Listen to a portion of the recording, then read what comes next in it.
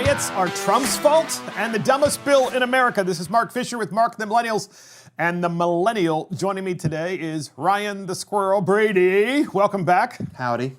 And of course, Chris Hopkins, our assistant producer, and Adam Katora, our producer. So this podcast is called Are Riots Trump's Fault? Really? Are they? Well, apparently, the mayor of Portland, Ted Wheeler, he's the mayor of Portland, Oregon, where there have been nonstop riots for now over 90 days, I believe. He is constantly bashing Trump. And his whole goal in doing so is to try to nationalize his mayoral problems. Of course, the fact that he's not doing his job. His plight. And I'm sure he's obviously a complete tool. Because the guy doesn't talk about the mayhem and the shutting down of businesses and the fact that it's so unsafe in Portland, Oregon, that people can't leave fast enough. He doesn't want to talk about that. Instead, he's going after the President of the United States, and obviously this is one of the new game plans of the Democrat Party, in my opinion, in this election. Yeah. Is to say, the riots are Trump's fault. We're going to get to why that is the case. We have a clip of good old Ted Wheeler, mayor of Portland, and here he is. Mayor Ted Wheeler blamed the president. It's you who have created the hate and the division.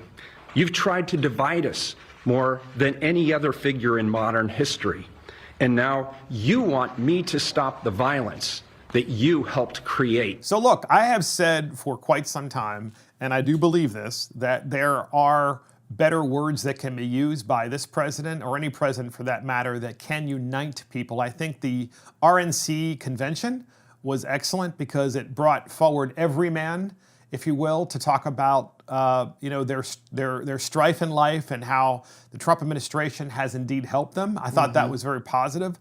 But I also think that, in this particular point in American history, it would be helpful to have a Ronald Reagan type person who could actually talk about aspirational things. And use the right language, yeah. And use the right language. But guess what? The Democrats don't have that person either. And that's what's so fascinating about this. And I also want to make clear, too, that when Ronald Reagan was running for office, including all 8 years he was president, the media did the same thing to Ronald Reagan as they're doing to Donald Trump right now. Ronald Reagan, they said he was a warmonger. They said all he cared about was rich people. I mean, it was just all the same old stuff that we're hearing today. No president is perfect, so. So I'm giving some room there for the fact that the dialogue could certainly be better.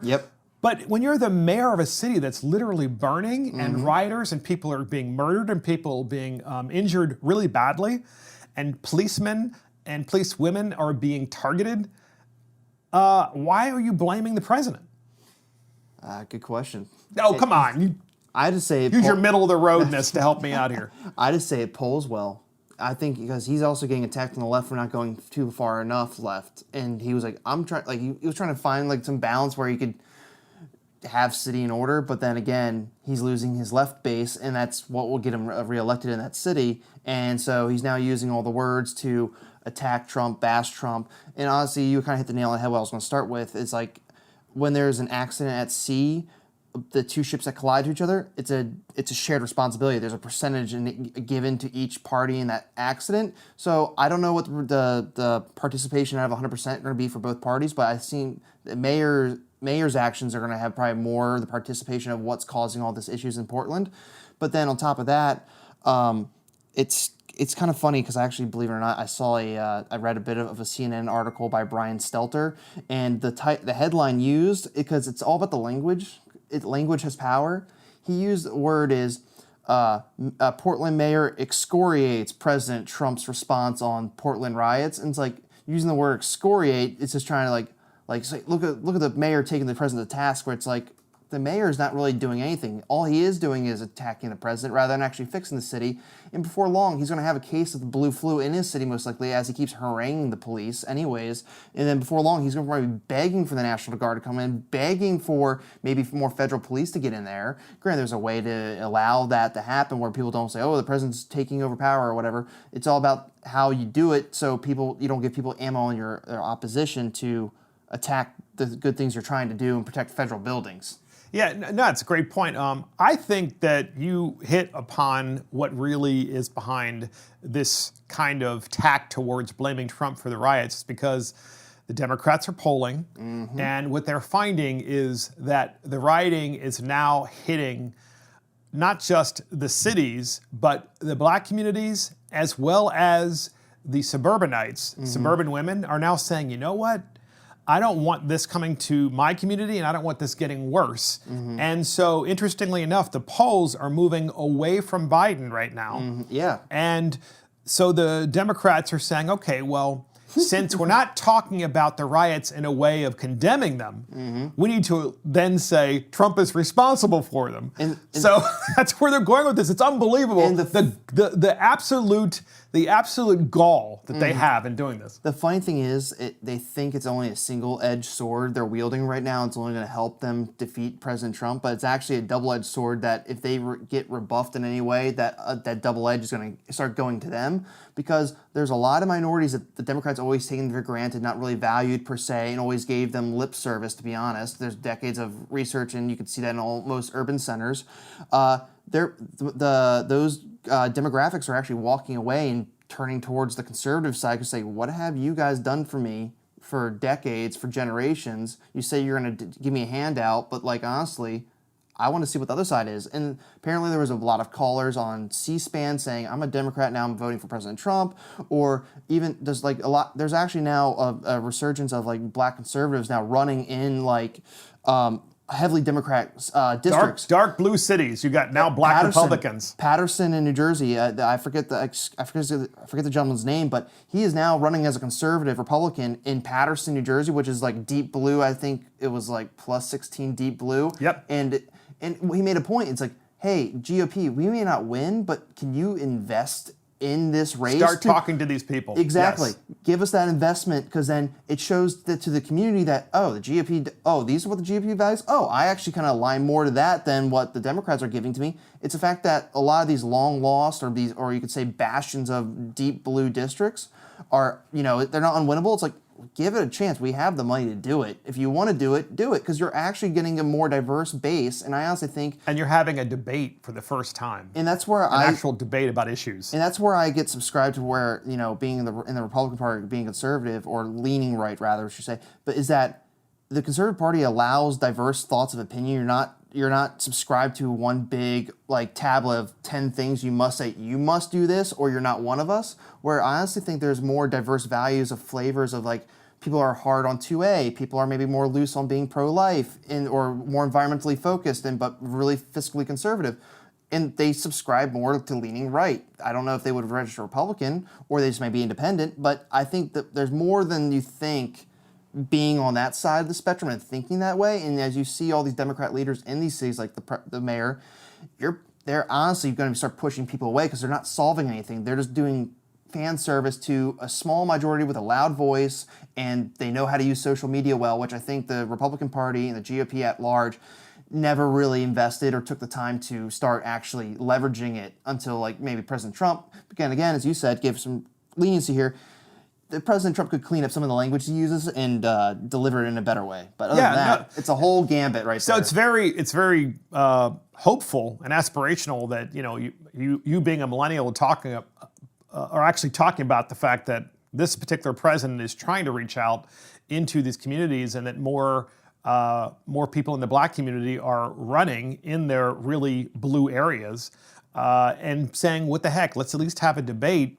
And I think that more and more people are beginning to at least listen, because after the RNC convention, black Americans who are going to vote for Trump increased by 9 points. Yeah, I heard about that. 9 points. And he has to somehow maybe capture maybe 25% of the vote to technically win like the general election. Apparently, if everything else goes right and he gets like maybe 24% of the black vote in the country, he's most likely going to win. Yeah, well, we should restate that. He doesn't even need close to that. Oh, really? I thought it was 25%. No, because traditionally Republicans only get 8%, 9%, 10%. I've forgotten what Trump got last time. What we're talking about is a bump of 9 points. Oh, wow. Beyond where they currently were prior to the actual convention. That means something's happening.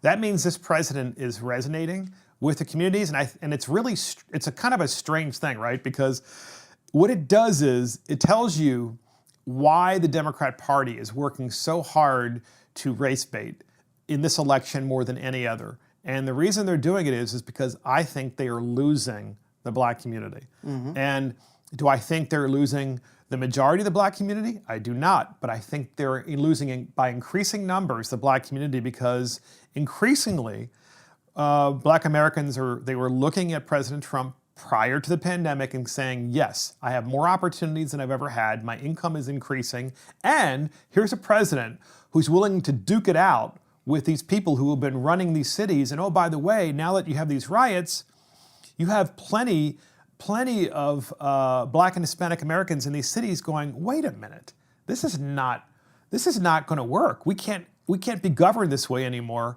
And I think now their eyes are opening. It's really backfiring. It's backfiring incredibly. That's just my personal opinion. Yes, exactly. So Director of National Intelligence, John Ratcliffe, he's the Director of National Intelligence. He briefed Congress on election security. So it was Adam Schiff's committee. Okay. Oh boy. So, and of course, as we know, Adam Schiff was the chief prosecutor for the Trump impeachment and that went well. Yeah, chief saber rattler.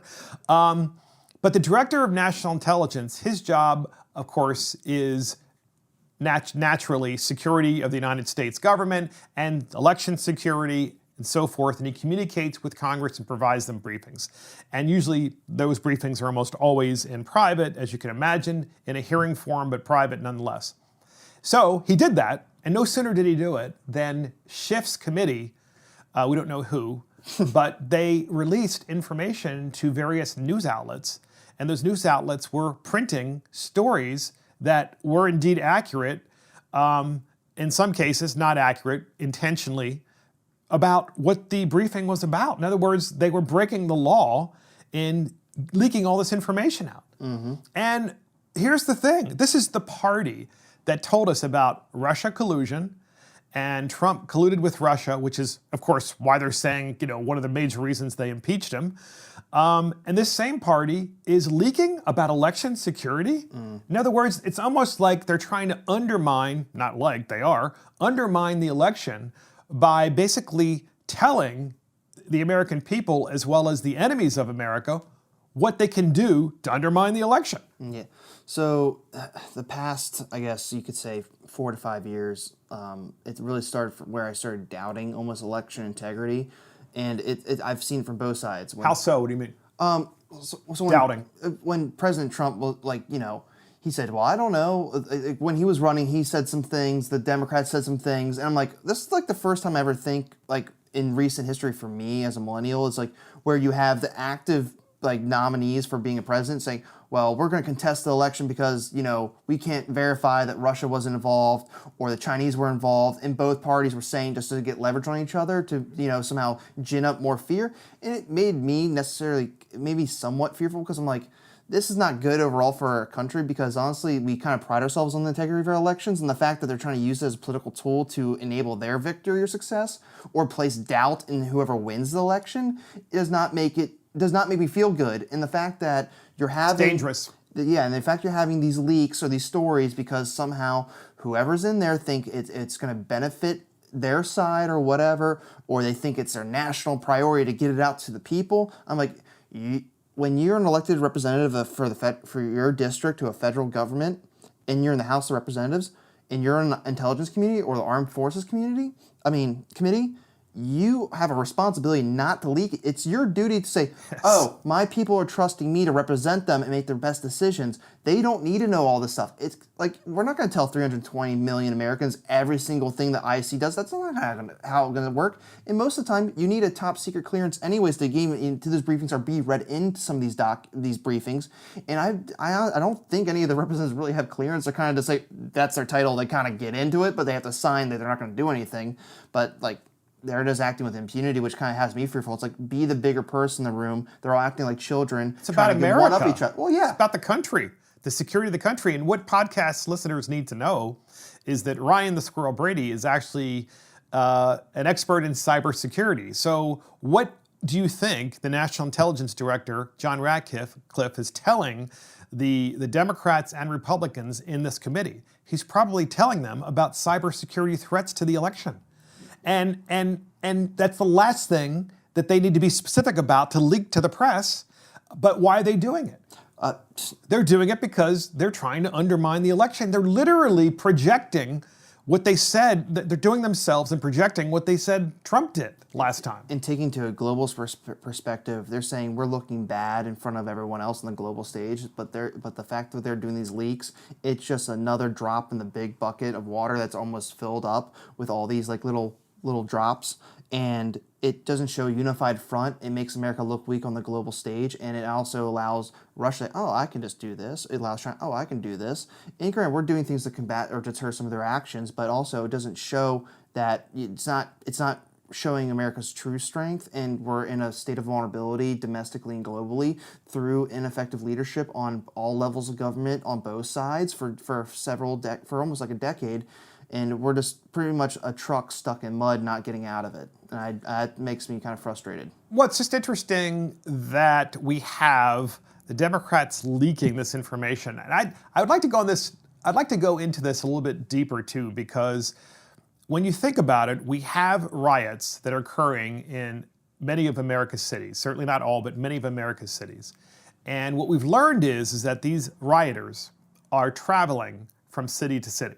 So some of them, granted, they have to live somewhere. Some of them probably live near or in some of the cities, but many more are literally getting into their cars and creating mayhem from city to city. This we know for sure. Oh, yeah. So here's where I'm going with this.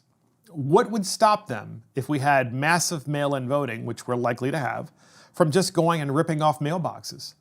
Or breaking the mailboxes open and letting everybody know that someone broke open the mailbox by having it right there and showing that it's empty.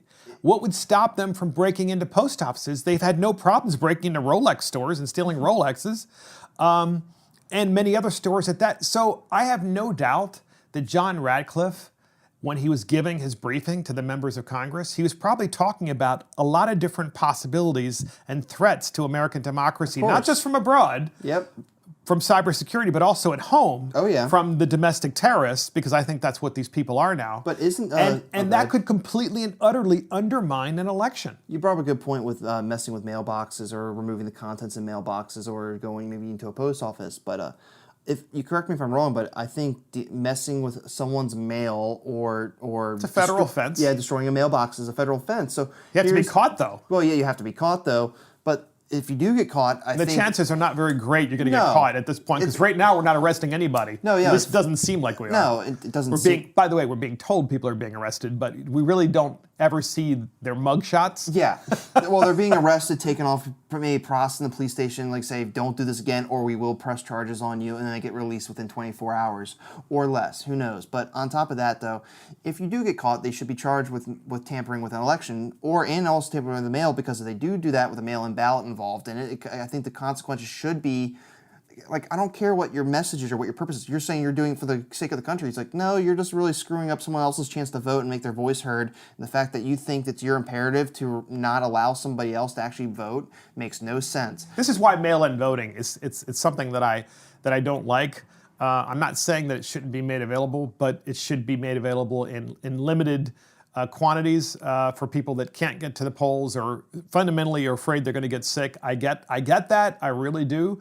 But as we've talked about before in this podcast, Ryan, as soon as you break the chain of custody of your ballot, it is in jeopardy. Yep. And by chain of custody, I mean as soon as you hand it to someone else and trust that they're going to count it, then it could very well not be counted. It could be thrown away, versus being at the polls, filling out your ballot, marking it properly the way you want it marked, and then scanning it in, and at which point there's a hard copy of your ballot and it was counted that second that you put it into the scanner. Yep. That's not the case with mail-in. And if we have millions of ballots, tens of millions of ballots are going to be put into the mail, Antifa could break into all these. Yeah, that is a what-ifism, but it's also a very possible likelihood that could happen, because they are a very motivated group across the country, and they, as you say, they do go to city, even if they don't live there, because they think it's their moral imperative to defend the country, which I don't.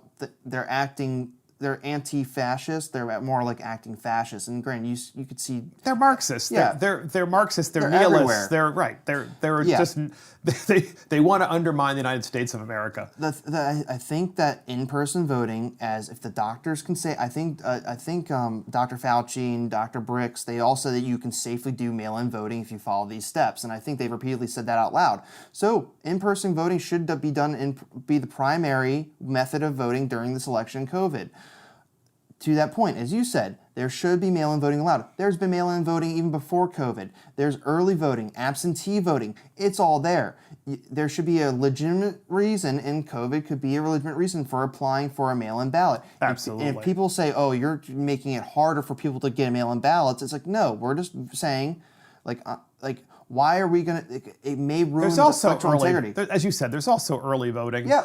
And early voting, of course, has its own set of issues as well, which is you could end up voting early and casting your ballot before there's even a presidential debate. Well, and that's problematic. It is. So unless you're really gung-ho and very confident, unless there's another bombshell that drops 2 weeks before an election, but which happens all the time. Well, it does. Everyone has a bunch of ammo. They have a bunch of weapons lined up, saying I'm going to drop this bomb on this date. I'm going to drop this bomb on the next week of that same date, or they dropped an attack ad on me. I'm just going to drop this little dossier of something on them and cause some little friction. Dossier, there's that word.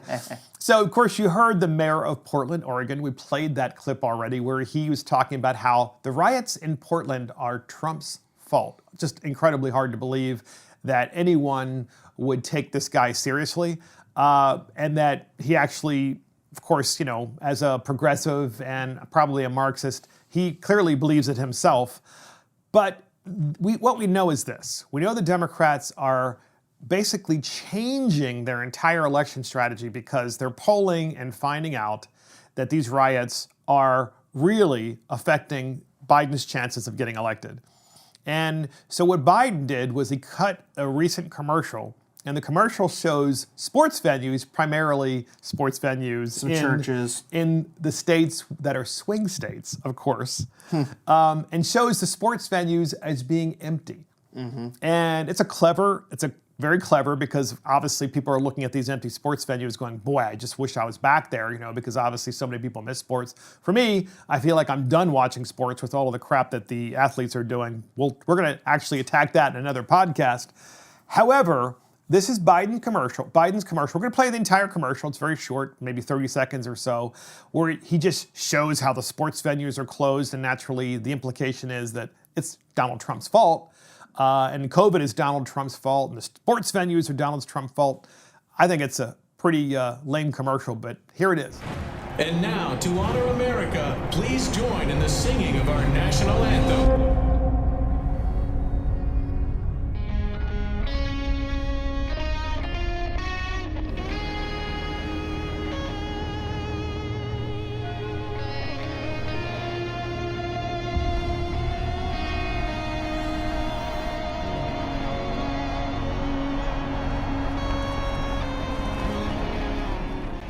So there's Biden's latest commercial, and of course, naturally, they're acting like, they're so patriotic. Biden is so patriotic. If he comes back in, people are going to be standing again. It's like, oh, wait a minute. You know what they're not showing in this commercial that Biden put together? How so many of the athletes are kneeling when that national anthem is being played, and they're all Democrats. These are Democrats that are kneeling, Democrat athletes. These are not Republican athletes.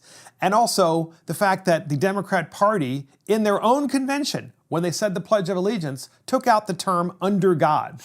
Now here's what's dangerous about this, podcast listeners, when you take under God out of the pledge, right? The entire reason the founders put God as part of the pledge. Excuse me, I have to rephrase that. Founders didn't do that. The founders put God into, of course, our Constitution because they believed that God was necessary, that we got our rights from God. We did not get our rights from kings, and we did not get our rights from government. And what I find interesting is now that we go fast forward, you have a pledge that is developed, and naturally we have on our currency, of course, in God we trust, and we have in the pledge under God. They want to get rid of that, and they did indeed during their convention, because when you do that, that means that you believe now that your rights only come from government. And this is what's really dangerous. And so it's once again, this commercial by Biden is projecting what the Democrats, of course, are destroying themselves. The Democrats have destroyed the sports industry by politicizing. ESPN has done it too, let's face it. I just want to know what your thoughts are on that, on the Biden commercial. So the Biden commercial, I just find it missed its mark, because one thing that I've recently heard and read, and I actually seen it, it's actually hosted on the president's re-election website, is that you're talking about swing states, and this is like, Totally about swing states, no doubt. The Minnesota, there's a place in Minnesota, I just found out there's a name for it, called the Iron Range, which is a deep blue, like Democrat Labor Party, like not even just Democrat Labor Party, so heavily unionized. 6 of the mayors in that town wrote a letter with their names and signatures on it endorsing President Trump for his re-election. Wow. And that's a pretty big deal right there. And it shows you, because like the Democrats don't really they're trying to, fundamentally change this country, but in that fundamental change, like what got Secretary Clinton in trouble with her campaign, a lot of people are going to lose their jobs. We have to retool the economy for a greener and cleaner future, and that's an admirable goal to have. But right now, you're kind of just lambasting everybody out of the way just to reach a goal, but you don't realize what kind of destruction you're going to get there on the way. If the end justifies the means, if you will. Again, this commercial, I think, missed the mark. I think it's a waste of money. And then removing under God, that's the Democrat Party trying to create a safe space that everyone that may not subscribe to a God in general, so they don't for some reason feel affronted that because they see the word God in something they have to say, or don't even have to say. You don't have to say the Pledge of Allegiance. It's your free choice to do it. We have freedoms that allow you to do or not do something. But apparently it triggers people that oh my God, it's in my Pledge of Allegiance for my country. It's like, well, okay, whatever. Yeah, isn't that interesting? Is your right to free speech, does it come from Joe Biden and Kamala Harris's government, or does it come from your natural rights, and your natural rights which come from God? And I just think it's so fascinating that this is the commercial that Biden has put out. Meanwhile, he saw Rand Paul getting attacked, and now they've put that attack in this commercial, among others, including all the terrible words that they were saying to these individuals when they were leaving the White House after the RNC last night of the convention. We have this clip as well of this latest commercial, and here it is.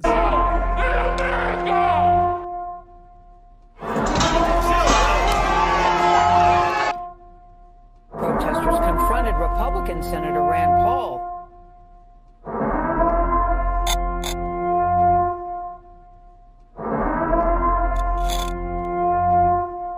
We have an incredible opportunity to fundamentally transform the country.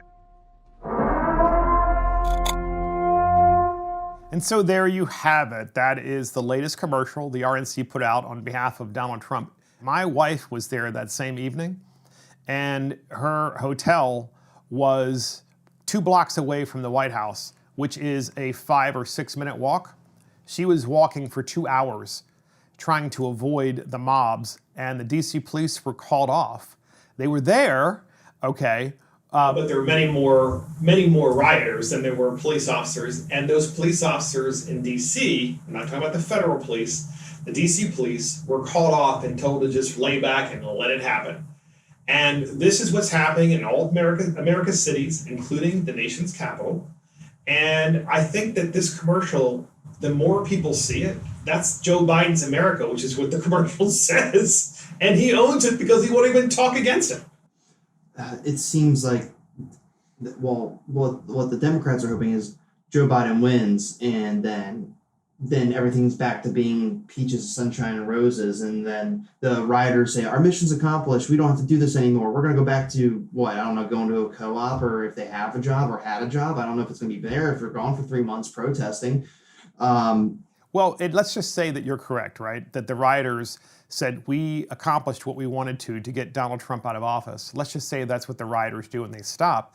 Well, then that would be proof right there that Joe Biden and Kamala Harris and the Democratic Party, they are colluding with rioters to undermine the United States elections. Well, yeah, because granted, there's a protest and there's a riot. A riot is intimidation. A protest is being there peacefully marching for a purpose, for a goal, for an objective. That stopped a while ago. There's no more protesting. Oh no, the protests there's always, and then the ones that you see now are they always start good for like the first few hours, and then as soon as the street lights come on, all hell breaks loose, and that's really sad to see because communities granted, look. Our country has a national deficit that's increasing every single day. And the fact that you're destroying your communities and then asking for government assistance, government funds. To rebuild them, a community that you could easily just tear down once again. Yeah, exactly. And then also we're going to print more money and then we're going to have a national inflation if that ever happens, God forbid. And then, before you know it, your $1.60 coffee is going to start costing $3 or $4 and you're going to be like, where's all my money? It's like, well, everyone destroyed the cities and we had to rebuild it all. And on top of that, Louisiana is getting destroyed by a hurricane. So, all right.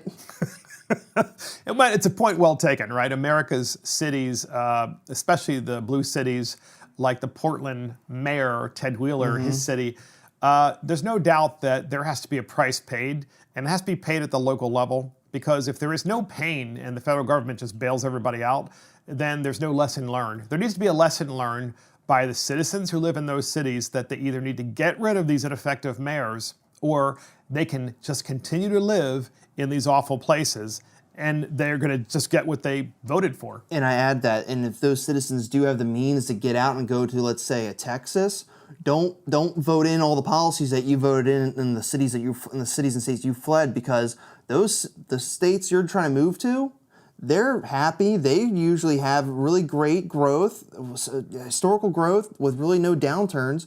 But you have all these blue cities and blue states regressing and now live in these, trying to achieve its utopias that are so expensive to live, or you can't live in it because you don't make enough money to live where the wealthy live. It's just a total cluster.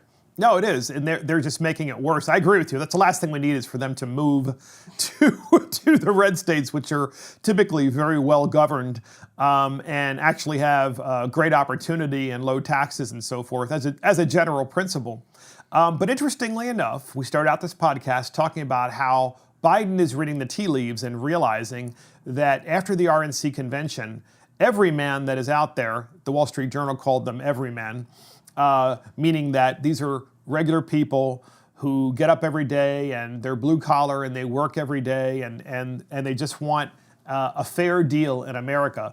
Those individuals are moving away from Joe Biden very, very quickly and Kamala Harris. And I think that's primarily because of the riots. And people say that because he's not talking about them, that he owns them. Mm-hmm. That's why we showed you those two commercials. And of course, make your own judgment as to whether you think they are great commercials or not. And so we know that Joe can no longer just cancel the debate, because now the debate is on. And the debate is one party supports riots because they're unlikely and unwilling to speak out against them, and the other party supports law and order.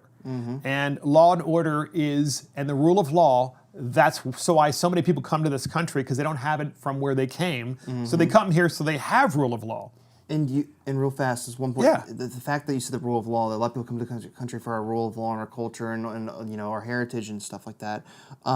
You actually do have more stories of people calling into, like, let's say C-SPAN again or other shows where they're saying, hey, I fled a former communist country or former socialist country or currently communist and socialist country.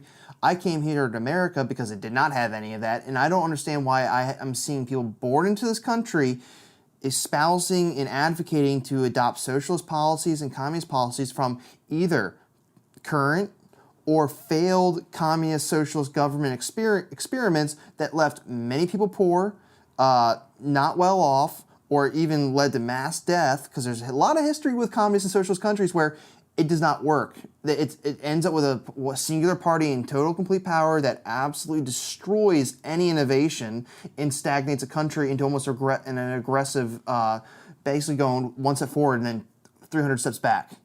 No, it's fascinating. It is. And so where we're going with this, we're going to play this clip again from Nancy Pelosi, because obviously Nancy Pelosi doesn't want to debate. The Democrats don't want to debate. But I think that the polls are moving now in such a way that I don't know how they avoid a debate at all. It's still possible that maybe that's what they're going to hope, that Trump will just trip over his own feet and make more mistakes. And they can avoid the debate. And by debate, I'm talking about actually standing on the same stage and having a 1.5 hour conversation and doing that 3 times before the first person even has an opportunity to vote. But they don't want that. They want people to start voting and have the debates after that, in which case it's too late to go back and retroactively change your vote. But here's Nancy Pelosi. We played this last podcast. You just have to listen to this to find out what sleazy people these are. And here it is. Office he holds, I don't think that he should dignify that conversation with Donald Trump. You ask them any questions, both of them. Just take their own stage for any number of conversations about any subjects. Hold them accountable. What are they proposing? What is their vision? What is their knowledge? How are we going to get it done? How do they connect with the American people? Let that be a conversation with the American people, not an exercise in skullduggery. Thank you all very much. So that's Nancy Pelosi saying, no debate. We can't have a debate because Trump should never be on the same stage, let alone even on a Zoom video. He shouldn't be in anywhere having a debate with Joe Biden. But here is the problem, Nancy. The problem is that your party owns the riots, and now the American people, especially the American people in the suburbs, women, are starting to move away from Biden. And they're going, you know what? I kind of like the law and order of my community, and I don't want that coming here. Thoughts on that? When will Nancy Pelosi retire? She would have to lose the House this time. Then I think, we can only hope. But probably not even then. We'll She's see. not the kind of person that will ever give up power. No. Not willingly. So, one point you made with her, her whole, alternatives to a debate on the same stage, I thought, the only way that I could think that could minutely work is if you have a panel of an anchor from each of the mainstream news, so Fox News, CNN, MSNBC, hell, maybe throw OAN to make things interesting, because that'll be really crazy. And then they each, because she said one thing that made me, all right, you said it, now we're going to put the coals to the people's feet, the hot coals, not just right out of a bag, but they're going to be poking hot on you. But if a candidate says something or answers a question and says, we're going to do this policy, we're going to make this change, all right, then the anchor who asks the question can just drill into you and say, all right, so how are you going to do that? We're going to raise taxes on the rich. All right, so how much percentage of the taxes are going to, literally get into the details? Sure. Because you're not going to We're going to make them pay their fair share. And then that's when the media should say, what would that be in the form of a percentage? Yeah, or how are you going to do that, or will it actually work? Instead of saying, oh, we'll only see if we can implement it. So if that does happen, then it's full fire, full send on all the candidates, no matter what they say. Real deep dive into that. Anyways, back to the whole conversation. The debates should happen. I can't wait for it. They're going to share the same stage, and I just want to know if one's going to wear a mask or the other one's not. That's a great point. I mean, plus because obviously the Democrats are all about, promoting fear and expanding fear by saying, well, even in a debate situation where everybody has been tested because these two guys are running against each other for the highest office in the land, and we know that everybody in the room has been tested for COVID just literally an hour before they walked in. Even then, Biden probably still will, because the message he wants to send is one of fear. And I think he's right. I think Americans are afraid. They were really afraid of COVID, and they still are incredibly concerned about getting it. I'm still weary of it. I'm still rightfully so. But I think they're more afraid now of having the riots coming into their own communities, and people basically sitting out at a cafe somewhere, since obviously in so many restaurants you can't eat inside in so many places. It's just sitting outside, finally feeling normal or semi-normal with this COVID pandemic, and outside eating or drinking a cup of coffee, and having some idiot come up to you and say, cough on you? And say, oh, no. So from BLM or Antifa or whatever, and say, I need you to say her name, or I need you to do this, or I need you to do that, I need you to kneel, whatever. I'm sorry. People don't want to have that. That's not the America people want. And Joe Biden has a lot of explaining to do in a debate as to why he hasn't talked about it at all in terms of condemning it.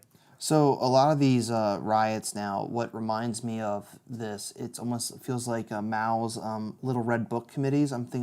But it starts with Little Red Book. It's where a lot of these young Chinese Marxists and communists would go around China with their little red books of Mao Zedong and literally go through towns and cities and destroy everything.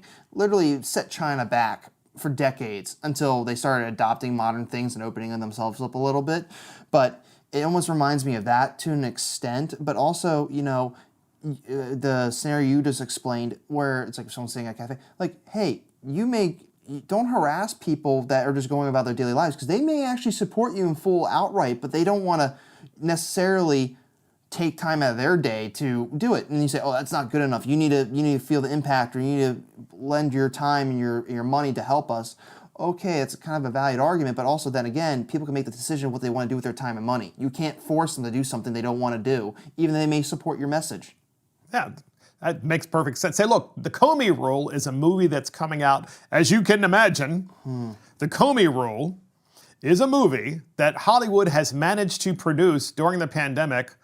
Or was it? Or was it produced a long time ago and then scheduled to be released, guess what? At the end of September, just before or just around when people begin early voting and sending in their ballots, of course. And of course, The Comey Rule is about James Comey, the former head of the FBI. And instead of being a critical thinking type of documentary, oh no, it's just a movie and it's complete fiction that makes Comey look like he's a saint and Donald Trump look like, naturally, he is the devil and has 3 6s or however many 6s you're supposed to have on your head. That's what that is. 3. So, see, I don't even know. But this is the way they present it. And of course, the timing is perfect. Perfect timing. And, we have a clip on this. It's more watchable than it is listenable. But it'll just give you a feel for what a bunch of crock this is. So here it is. Here's the clip. The president just committed a crime in your presence. Stop deciding what we do and don't need to know. It's so crazy in there. We're steaming towards an iceberg. I want to know what you can do to lift this Russia cloud. If we ever put anything above the truth, it's a bell that can never be unrung. Ah, yes, James Comey. What a saint, even in the trailer. It's like he's such a wonderful person. And of course, what we found out since is the complete opposite, that the guy is a complete corrupt cop. Would you go see this movie? It's on Showtime. I don't have Showtime, so probably not anytime soon. Typical millennial. I'm not going to subscribe to anything. I want it for free. This, again, reminds me from the last episode I mentioned. I mentioned that whole HBO miniseries about the hanging Chad in Florida with the Al Gore thing. It's pretty much the same deal. It's coming from not a place of... There's going to be facts presented in it that are facts. You can't dispute it. Like, that dinner did happen. That handshake and hug did happen. The whispering in the ear happened, which, oh man, ugh. But anyways, but they're making up pretty much everything else, including the dialogue itself. Yeah, but so the dialogue, the dramatization of every single scenario, the music being used is trying to elicit like there's some like big, huge like bombshell that's gonna be revealed in this. Granted, the things that were found true that President Trump did do, that President not necessarily does or should do because it paints a bad light, he did do those things. And I'm like, dude, you just walked into a landmine that you're trying to dispel all these things that you being bought by the Russians or X, Y, and Z. But then you're saying these things like, hey, man, I know you like about your image. You're not really doing good in damage control of your image right now when you're trying to win a bunch of people over that think you somehow did not outright win the election. That's just me thinking about like PR standpoint. For someone really concerned about their image, it's like worry about your image and how you should handle yourself as president. There's some things you can and cannot do or should not do. Well, and it's also fascinating because, of course, all of the reviewers and critics and so forth, yeah. I mean, it's like they're giving this raving reviews. Of course, it's so wonderful. And you know how you watch a trailer on YouTube and underneath you have comments? Well, the comments were pretty much all like this. Mm-hmm. One commenter on the trailer said,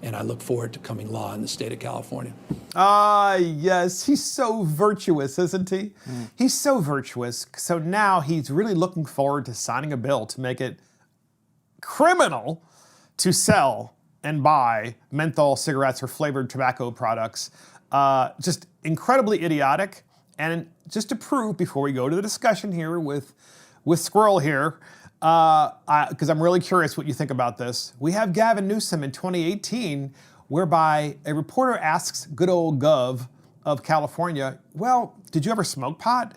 And Newsom's like, no, I never smoked pot. And let me tell you why. It's because a friend of mine, when we were teenagers, his father gave to him on one of his birthdays a joint. And I thought that was so wrong because then, he started really young, and I just thought that was really and so therefore I got really turned off about it. And then the reporter goes on to say, yeah, but didn't you legalize smoking pot throughout California?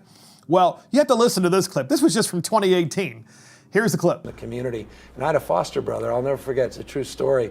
I walked in on him and some others of his friends that were smoking marijuana, and I panicked. I was a relatively young person, and I literally panicked. And it was that indelible experience that literally shifted a trajectory of consciousness for me. And the worst part about that?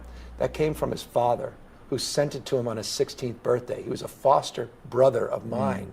He hadn't seen his father, and he had the audacity to send his kid, I'm not making this up, it was in a pillowcase. I remember it like it was yesterday. A joint. Of marijuana. Everything about that sent to me a very powerful message. And it was an indelible experience in my life that honestly probably connects a lot of dots of why I'm sitting here in front of you. But interesting that you then became such a big advocate. For one reason, social justice. Because of that experience. There's an African-American foster brother that was in and out of the criminal justice system. A perpetuation of the war on drugs. I remember quite literally walking the streets with him, people looking differently at him than they were looking at me.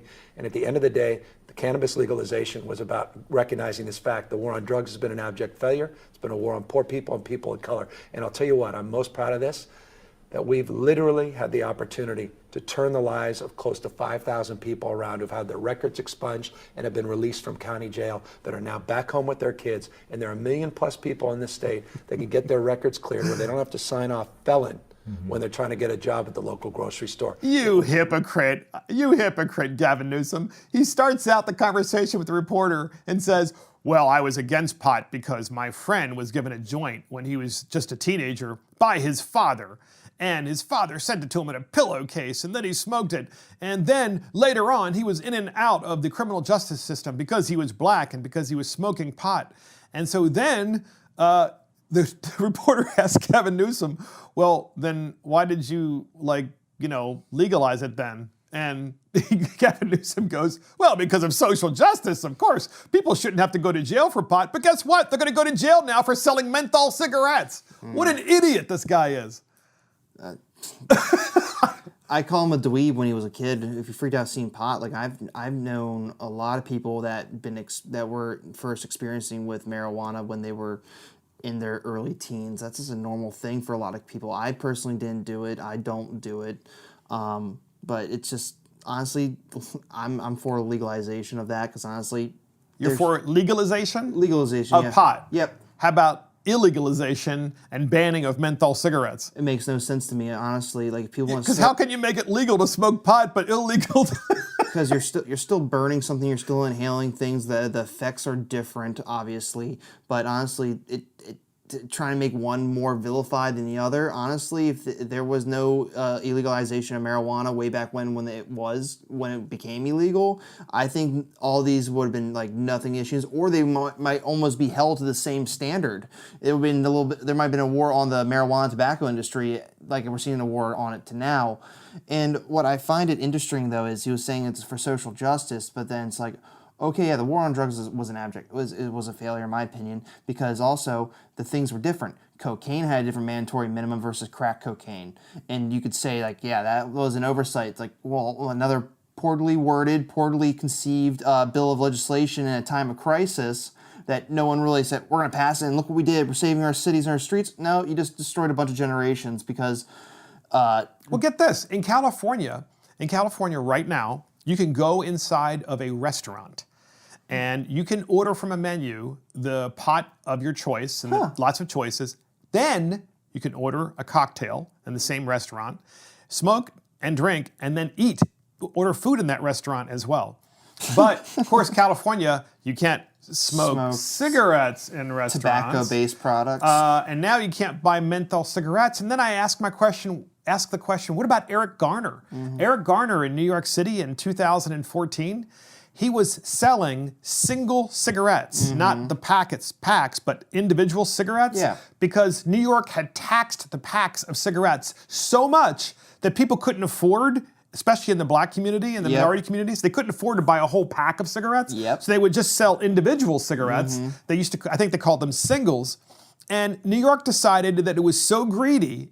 New York was so greedy about taxation. They wanted that tax money so bad because obviously he bought the cigarettes probably somewhere else. And broke it up. And then broke it up to sell them. Who cares? That they went and started arresting these people. They tried to arrest him for selling cigarettes. And he lost his life, unfortunately. And he lost his life. He lost his life. And it was obviously completely wrong to put the police in the situation of having to enforce a law that is idiotic. And that's why we talk about these stupid laws on Mark and the Millennials, because many times they have deadly consequences. And so Gavin Newsom would say, well, what about deadly consequences of smoking? It's in a free society, you get to have your vices. Suck it up, liberals. It's just the way it is. By the way, y'all used to be the party. Liberals used to be the party of tolerance of this kind of stuff. And now it's like complete intolerance, except for their own special causes. Yeah, and it's rather funny though. I'm trying to get my thought here, but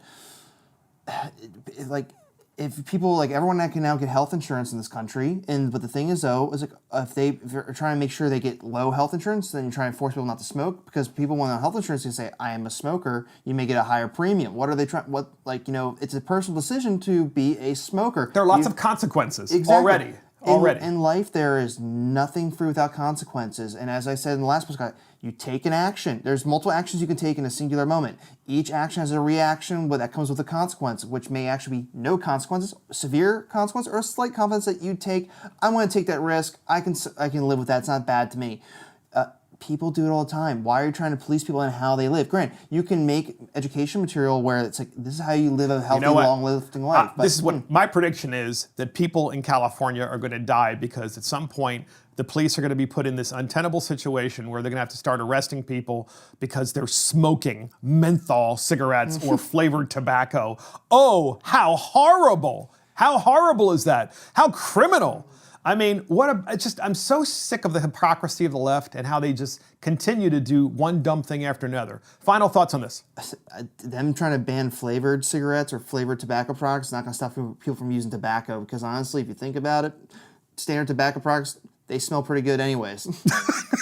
And that's the dumbest bill in America, and that's it for Mark and the Millennials. Thank you for joining Mark and the Millennials. This is Mark Fisher, and thank you to our millennial, Ryan the Squirrel Brady, and of course, our producer, Adam Couture, our assistant producer, Chris Hopkins. Check us out on iTunes, Spotify, YouTube, Facebook, Twitter, and our website. See you next time.